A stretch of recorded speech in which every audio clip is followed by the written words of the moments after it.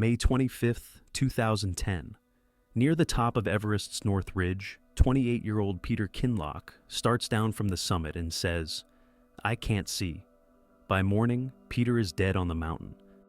His guide tries to walk him down, placing feet on each hold. Two Sherpas arrive with oxygen and medications. The team moves only a few hundred meters in 12 hours. Oxygen runs out.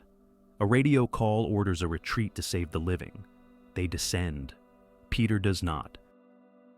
To understand how a careful, data-driven climber ended up dying just below the summit, we need to start at the beginning. Long before the radio calls that confirmed he died high on Everest, Peter was a kid who couldn't sit still indoors. He grew up in Merseyside, then moved to the Isle of Skye around 11. Weekends turned into long days on rough paths. His dad, a former police officer, treated the hills like a classroom. The family started bagging Munros, Scottish peaks over 3,000 feet, until big days outside felt normal. Peter liked order as much as effort. Schoolwork came easy because he treated problems like routes. Break them down, plan your moves, execute. The mountains fit the same logic. He learned footwork, pacing, and weather sense. That mindset would later carry him up Everest and keep him exposed long enough for the worst outcome. There was one variable he couldn't solve. At times, without warning, his vision would cut out completely. No blur, just black. Minutes later, it might return. Most families would shelve risky hobbies after that. His didn't. They stayed active and drilled calm responses. It worked for years. Crucially, those episodes never struck while he was on a mountain. The pattern felt solid. To Peter, that meant the condition and climbing lived in separate lanes. He had years of evidence that the hills were his safest place. So he kept pushing, longer days, tougher weather, steeper ground. This wasn't reckless. It was the confidence of someone who trusted data from his own life. That trust hardened into a belief. If he prepared well enough, he could manage any risk that mattered. It set his trajectory toward big objectives and, eventually, the North Ridge of Everest, the place where belief would collide with altitude. Peter wasn't just fit, he was precise. He studied information systems, earned a PhD, and worked in IT for Merseyside Police. By day, he analyzed patterns. By night, he mapped routes, weather windows, and gear lists.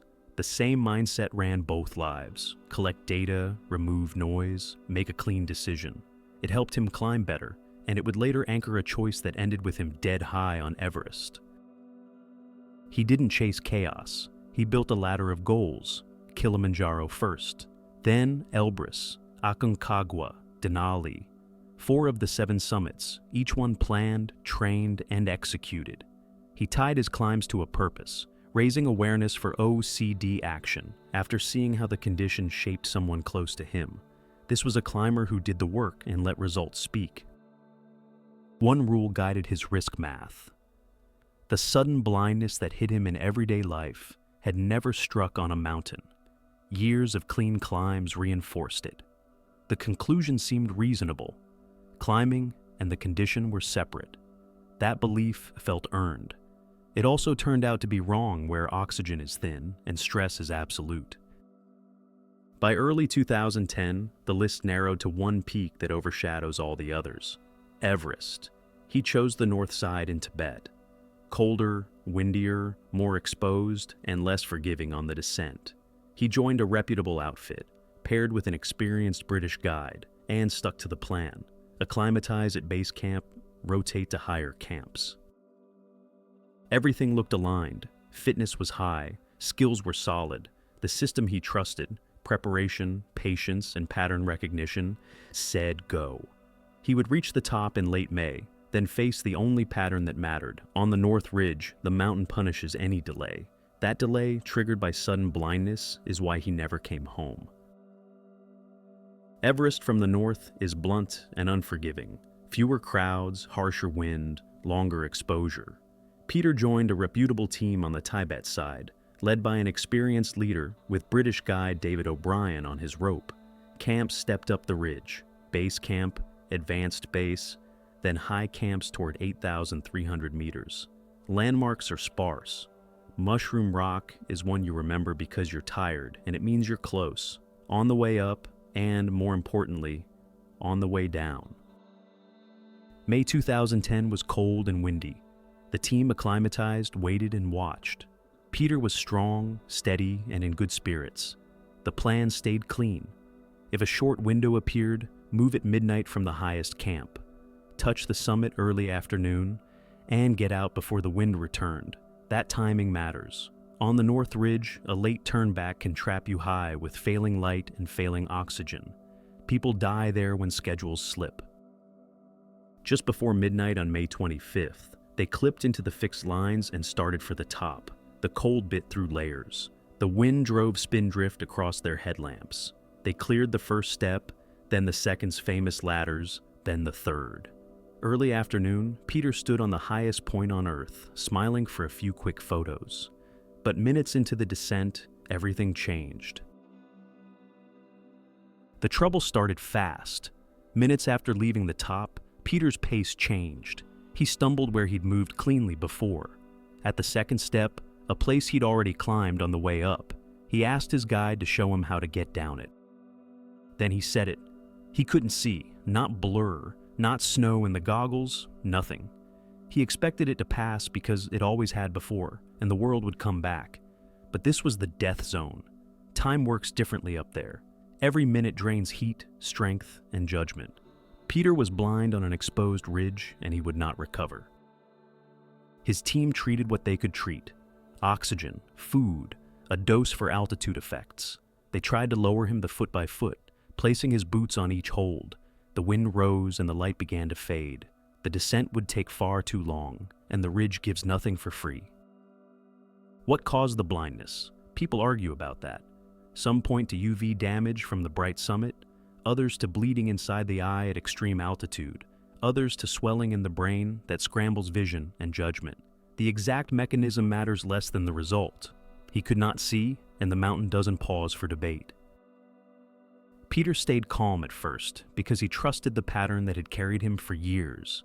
Episodes end, vision returns, we move on. This time, the pattern failed. He was stuck high, exhausted, and running out of options. The only way off was slow, manual, and brutally exposed.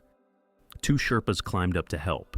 The 4 of them, guide, Sherpas, and a blind climber, began a rescue in a place built to stop rescues. They made small gains, but night was coming. The rescue started the moment his vision failed. David O'Brien and a Sherpa took Peter's boots in their hands and placed each foot on the next hold. No guessing, no shortcuts.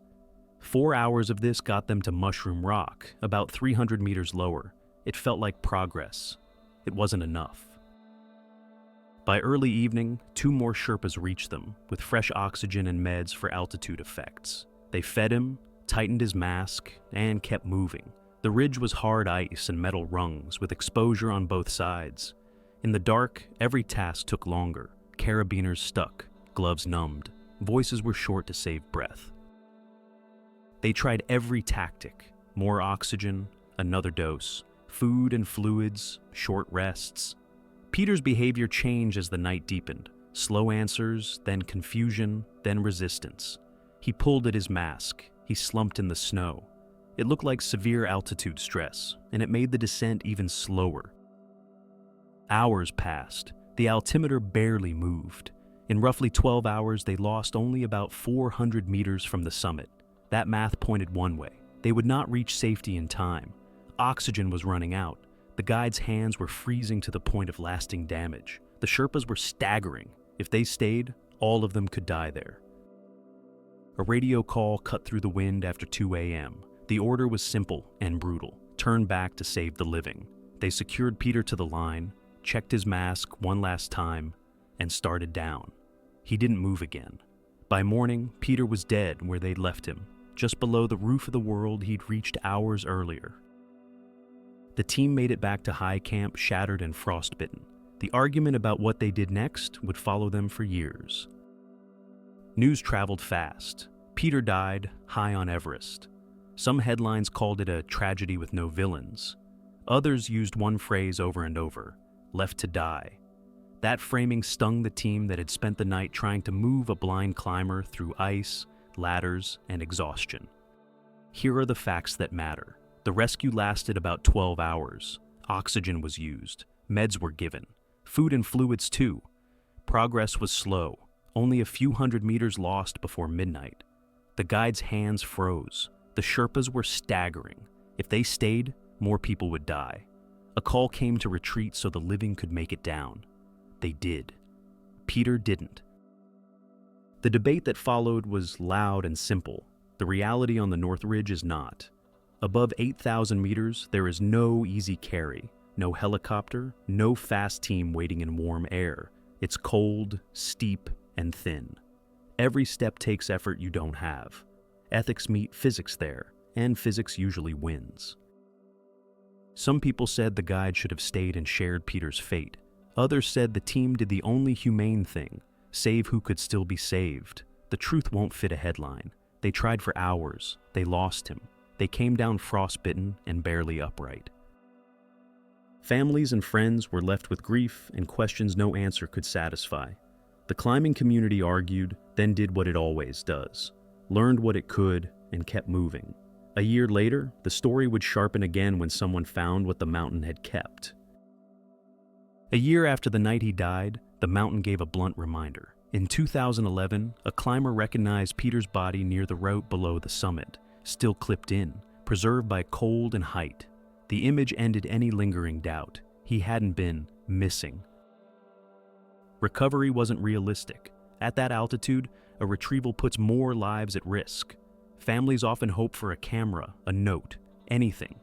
Most never get it. On Everest's North Ridge, the line itself becomes a boundary. The living pass, the dead remain. Seeing him there reset the conversation. The tabloids moved on. Friends and climbers sat with a sharper truth. He reached the top, went blind on the way down, and never left the ridge alive. The open question wasn't whether he died.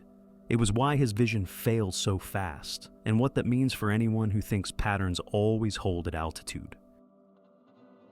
What stole Peter's sight up there? No single answer covers it. Three forces can do it at that height.